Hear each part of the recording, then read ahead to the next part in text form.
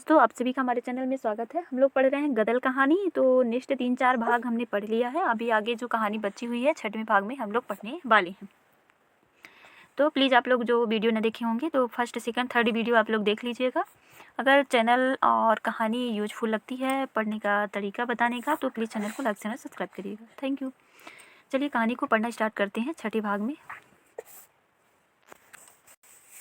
शाम हो गई थी। मौनी बाहर बैठा था। गदल ने गरम गरम रोटी और आम की चटनी ले जाकर खाने को रख दी।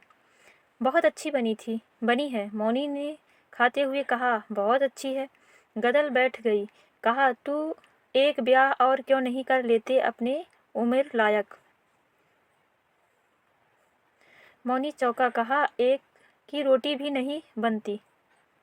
नहीं, गदल ने कहा। सोचते होंगे सौत बुलाती हूँ, पर मर्द का क्या, मेरी भी तो ढलती उम्र है। जीते जी देख जाऊंगी तो ठीक ही है ना। हो तो हुकूमत करने को ही एक मिल जाएगी। मौना जो है उसने हंसा। मौना हंसा, बोला, ये कह धौंस है तुझे, लड़ने को चाहिए। खाना खाकर उठा तो गदल हुक्का भरकर दे आ गई और आप दीवार की ओट में बैठकर खाने लगी। इतने में सुनाई दिया, अरे इस वक्त कहाँ चला। जरूरी काम है मौनी, उत्तर मिला। पेशकार पावर से बुलवाया है। पेशकार साहब ने बुलवाया है। गदल ने पहचाना। उसी के गांव का ये था जिसने बुलाया है। घोटाया मैना का चंदा मिर्जाज ग्वालियर जरूर पेश कर की गाय की चराने की बात होगी। अरे तो रात को जा रहा है, मौनी ने कहा। ले चीलम तो पीता जा। आकर्षण ने रोका। गिरिराज बैठ गया। गदल ने दूसरी रोटी उठाई और मुंह में रखा। तुमने सुना, गिरिराज ने कहा और दम खींचा। क्या, मौनी ने पूछा। गदल का देवर डोडी मर गया। गदल का मुंह रुक गया। गदल से लोटे के पानी के संग और निगला कौर को उसने निगला और सुनने लगी। कलेजा मुंह को आने लगा। कैसे मर गया, मौनी ने कहा। वह तो भला चंगा था। ठंड लग गई, रात उघाड़ा रह गया। गदल द्वार पर खड़ी पर दिखाई दी। कहा, गिरिराज। काकी, गिरिराज ने कहा। गिरिराज ने कहा। सच, मरते वक्त उसके मुंह से तुम्हारा नाम कढ़ा था काकी। बेचारा बड़ा भला मानस था। गदल स्तब्ध खड़ी रही। गिरिराज चला गया। गदल ने कहा, सुनते हो, क्या है रे। मैं जरा जाऊंगी। कहाँ। वह आशंकित हुआ। वहीं। क्यों, देवर मर गया है ना। देवर, अब तो वह तेरा देवर नहीं। गदल झनझनाती हुई हंसी। देवर तो मेरा अगले जन्म में भी रहेगा। वह ना मुझसे रुखाई दिखाता तो क्या यह पांव कटे बिना उसे देहरी से बाहर निकल सकते थे। उसने मुझे मन से फेरा। मैंने ऐसा बदला लिया उससे। कहते कहते वह कठोर हो गई। तू नहीं जा सकती, मौनी ने कहा। क्यों, गदल ने कहा। तू रोकेगा। अरे मेरे खास पेट के जाए मुझे रोक ना पाए। अब क्या है, जिससे नीचा दिखाना चाहती थी वह ना रहा, और तू मुझे रोकने वाला है कौन। अपने मन से आई थी, रहूंगी नहीं रहूंगी। कौन, तूने मेरा मोल दिया है। इतने बोल तो भी लिया तू। जो होता मेरे उस घर में तो जीभ कटवा लेती तेरी। अरे चल चल। मौनी ने हाथ पकड़कर उसे भीतर धकेल दिया और द्वार पर खाट डालकर लेटकर हुक्का पीने लगा। गदल भीतर रोने लगी, परंतु इतने धीरे कि उसकी सिसकी तक मौनी नहीं सुन सका। आज गदल का मन बड़ा बहा जा रहा था। रात का तीसरा पहर बीत रहा था। मौनी की नाक बज रही थी। गदल ने पूरी शक्ति लगाकर छप्पर का कोना उठाया और सापिन की तरह उसके नीचे से रेंगकर दूसरी ओर कूद गई। मौनी रह कर तड़पता था। हिम्मत नहीं होती थी कि जाकर सीधे गांव में हल्ला करे और लठ के बल पर गदल को उठा लाए। मन करता ससुरी की टांगें तोड़ दे। सुसुरी की टांगें तोड़ दे। दुल्लो ने व्यंग भी किया कि उसकी लुगाई भागकर नाक कटा गई है, खून का घूंट पीकर रह गया। गुज्जरों ने जब सुना तो कहा, अरे बुढ़िया के लिए खून खराबा कराएगा, और अभी तेरा उसने खर्च ही क्या कराया, जो 2 जून की रोटी खा गई है। तू भी तो टिकट निकाल कर ही गई। मौनी का क्रोध भड़क गया। घुटाया का गिरिराज सुना गया था। जिस वक्त गदल पहुंची, प्लेट बैठा था। निहाल ने कहा, खबरदार भीतर पाँव न धरियो। क्यों लौट आई तू बहू? प्लेट चौका था, बोला, अब क्या लेने आई है? गदल बैठ गई। कहा, जब छोटी थी तब मेरा देवर लठबांध मेरे खसम के साथ आया था, इसी के साथ देखती रह गई थी। मैं तो सोचा था मर्द है, इसकी छत्र छाया में जी लूंगी। बताओ प्लेट, वह भी जब मेरे आदमी के मरने के बाद मुझे ना रख सका तो क्या करती? अरे मैं ना रही तो इनसे क्या हुआ? 2 दिन में काका उठ गया ना। इनके सहारे मैं रहती तो क्या होता? प्लेट ने कहा, पर तूने बेटा बेटी की उम्र ना देखी बहू। ठीक है, गदल ने कहा, उम्र देखती की इज्जत, यह कहो। मेरी देवर से रार थी, खत्म हो गई। ये बेटा है, मैंने कोई बिरादरी के नेम के बाहर की बात की हो तो रोक कर मुझ पर दावा करो, पंचायत में जवाब दूंगी। लेकिन बेटे ने बिरादरी में मुंह पर थूका, तब तुम सब कहाँ थे? सो सब? प्लेट ने आश्चर्य से पूछा। सो कब? प्लेट ने आश्चर्य से पूछा, इस तरह कब हुआ तुम्हारे साथ? प्लेट ना कहेंगे तो कौन कहेगा? 25 आदमी खिलाकर लुटा दिया मेरे मर्द के कारज में। पर पगली, यह तो सरकार का कानून था। कानून था? गदल हंसी।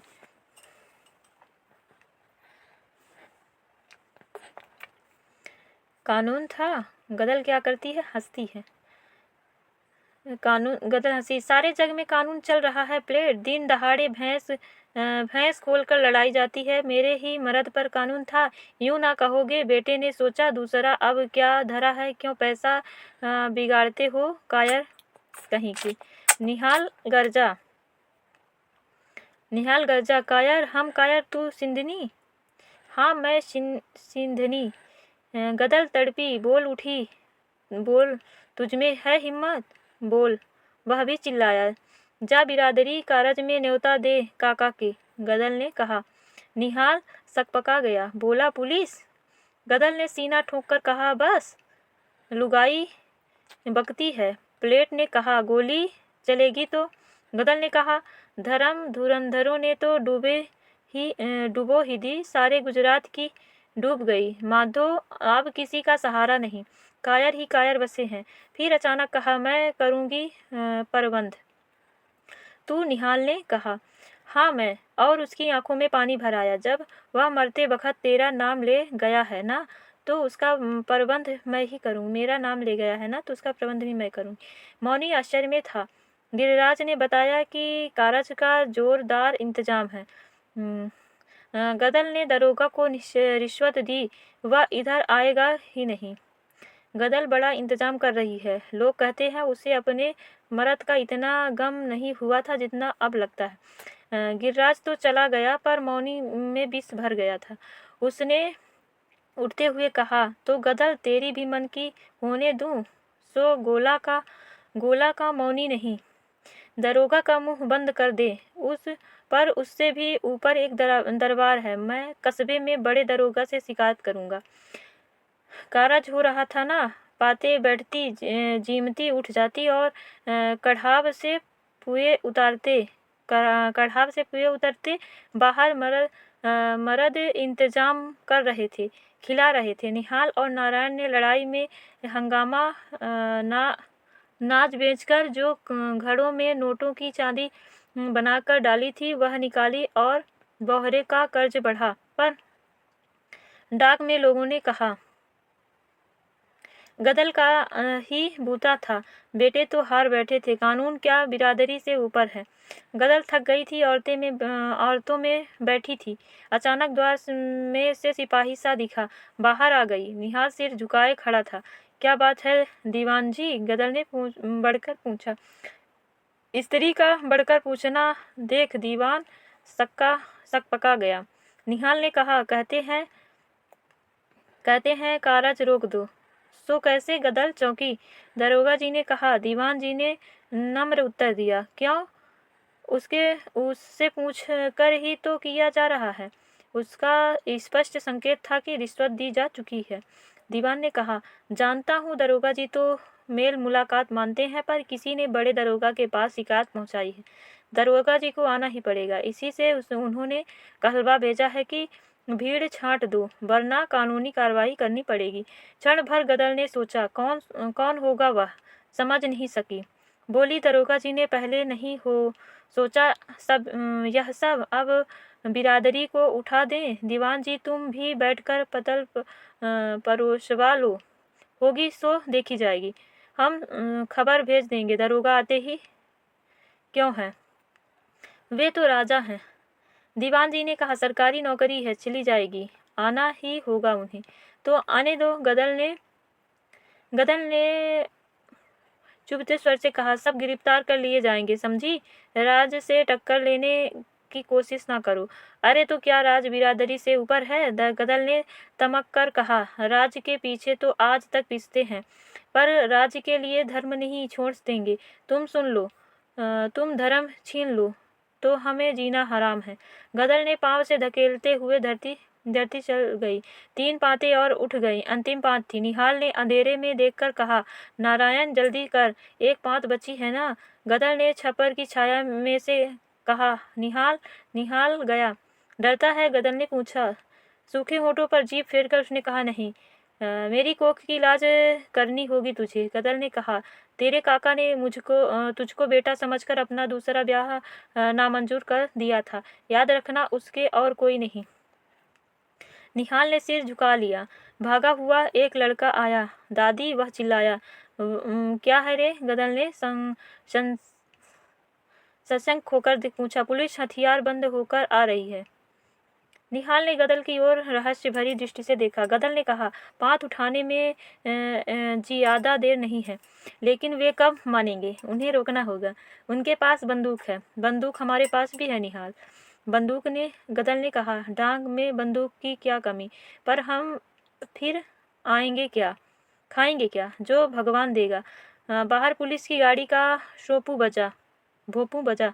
निहाल आगे बढ़ा। दरोगा ने उतर कर कहा, यह दावत हो रही है। निहाल भौचक रह गया। जिस आदमी ने रिश्वत ली थी वह अब पहचान भी नहीं रहा है। हाँ, हो रही है, उसने क्रुद्ध स्वर से कहा। 25 आदमी से ऊपर हैं। गिन कर हम नहीं खिलाते दरोगा जी, मगर तुम कानून तो नहीं तोड़ सकते। राज का कानून कल का है, मगर बिरादरी का कानून सदा का है। हमें राज्य नहीं लेना है, बिरादरी में काम है। मैं तो गिरफ्तार करूंगा। गदल ने पुकारा, निहाल भीतर आ गया। गदल ने कहा, पंगत होने तक इन्हें रोकना ही होगा, फिर सबको पीछे से निकाल देंगे। अगर कोई पकड़ा गया तो बिरादरी क्या कहेगी? पर ये वैसे ना रुकेंगे, गोली चलेगी। तू ना डर। छत पर नारायण 4 आदमियों के साथ बंदूक लिए बैठा है। निहाल कांप उठा। उसने घबराए हुए स्वर से समझने की कोशिश की। हमारी टोपीदार है, उनकी रैफन है। कुछ भी हो, पतंग उतर जाएगी। पतंग का मतलब पात नहीं पड़ती है, उससे है। और फिर तुम सब भागना। हड़ताल लपेटे बुझ गई। धाय धाय की आवाज आई। लालटेन जो थी बुझ गई। धाय धाय की आवाज आती। गोलियां अंधकार में चलने लगी। गदल ने चिल्लाकर कहा, सौगंध है, खाकर उठना। पर सबको जल्दी की फिक्र थी। बाहर धाय धाय हो रही थी। कोई चिल्लाकर गिरा। बात पीछे से निकलने लगी। जब सब चले गए, गदल ऊपर चढ़ी। निहाल से कहा, बेटा। उसके स्वर की अखंड ममता सुनकर निहाल के रोंगटे उस हलचल में भी खड़े हो गए। उसने पहले कि वह उत्तर दे गदल ने कहा, मुझे तेरे कोख की सौगंध है। नारायण को और बहू बच्चों को लेकर निकल जो भी पीछे से। और तू मेरी फिक्र छोड़, मैं देख रही हूँ तेरा काका मुझे बुला रहा है। निहाल ने बहस नहीं किया। गदल ने एक बंदूक वाले से भरी बंदूक लेकर, चले जाओ सब, निकल जाओ। संतान के मुंह से जकड़े हुए युवकों को विपत्ति ने अंधकार में विलीन कर दिया। गदल ने घोड़ा दबाया। कोई चिल्लाकर गिरा। वह हंसी, विकराल हास्य उस अंधकार में गूंज उठा। दरोगा ने सुना तो चौंका। औरत मर्द कहाँ गए? उसके कुछ सिपाहियों ने पीछे से घेराव डाला और ऊपर चढ़ गए। गोली चलाई। गदल ने पेट में लगी। युद्ध समाप्त हो गया था। गदल रक्त से भीगी हुई पड़ी थी। पुलिस ने जवाब इकट्ठे हो गए। दरोगा ने पूछा, यह तो कोई नहीं। हुजूर, एक सिपाही ने कहा, यह औरत है। यह औरत है। दरोगा आगे बढ़ गया। उसने देखा और पूछा, तू कौन है? गदल मुस्कुराई और धीरे से कहा, कारज हो गया दरोगा जी, आत्मा तो शांति मिल गई है। दरोगा ने झल्लाकर कहा, पर तू कौन है? गदल ने और भी क्षीण स्वर से कहा, जो एक दिन अकेला न रह सका उसी की। और सिर लुढ़क गया। उसके होठों पर मुस्कुराहट ऐसी दिखाई दे रही थी जैसे अब पुराने अंधकार में जलकर आई हुई पहले की बुझी लालटेन।